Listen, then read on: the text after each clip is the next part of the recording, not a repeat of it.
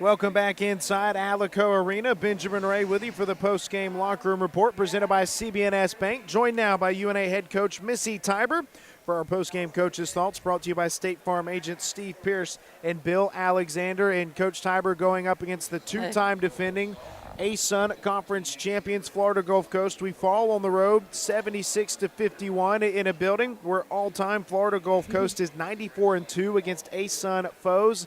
Coach, what can you say about this ball game tonight? You know, I thought we had a decent start. You know, I really did. I think you mentioned before we get on the radio here, it was 14-12, and I thought we were playing relatively well. And actually, the entire first half, I thought our defense was pretty good. I mean, their field goal percentage was in the 30s. They're at 35. They're a team that shoots about 47%.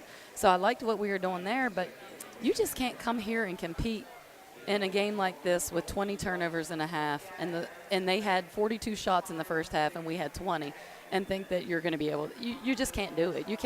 You're not giving yourselves an opportunity to be in the game.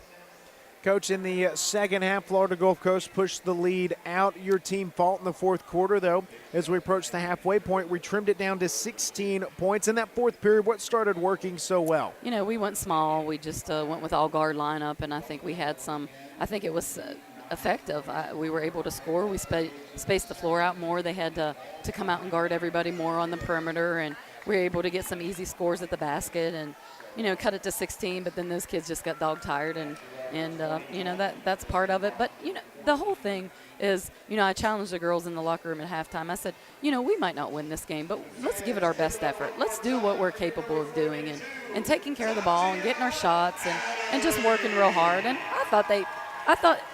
I don't think there was ever a time we didn't play hard. We just didn't play too smart.